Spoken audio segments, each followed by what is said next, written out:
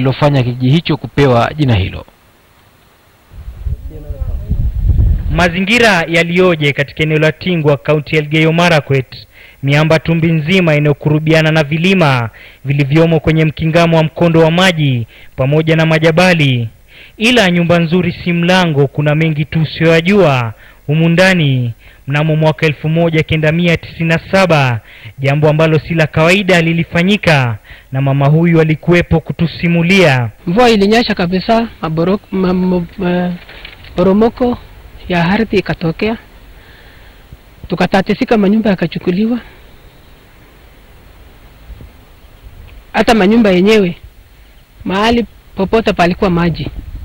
Hakuna mahali pa kupikia, hakuna mahali pa kulala, watoto hawakai vizuri. Tuliambiwa ya kwamba mkae hapa hali mkingoja permanent solution.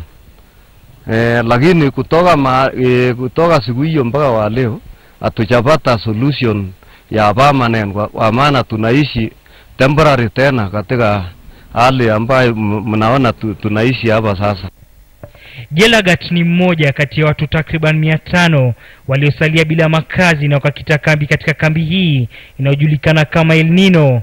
Walitengewa kambi hii kwa muda mdogo ili kujisitiri kutokana na athari ya El Nino, ila sasa imepita miaka 18 na kuna fidia walioipata isipokuwa lakabu ya kijiji cha El Nino.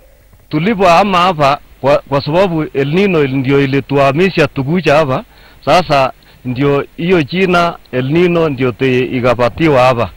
Ndio sasa inaitwa El Nino kwa sababu watu wa El Nino, watu ambao walihamishwa na El Nino walikuja kuishi hapa.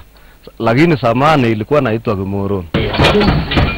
Ni majuzi tu ambapo wadadisi wa masuala ya utabiri wa hali ya anga walibashiri kuwa mvua El Nino ipo njiani.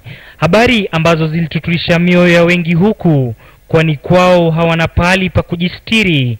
Mimonyoko hii ya udongo ni ishara tosha ya hali inayosubiri, huku wengine wakihamia wasikopajua. Na wale amehamia pale ni shamba tu, ameomba tu mtu ausiwe pointi moja aishi katika nyanda za sehemu za chini za usalama. Raha hata kidogo. Hata sasa tukiwa hapa tuna wasiwasi mwingi sana, kwa sababu hatujui pale ilikuwa msitu na hapa tumeishi katika msitu.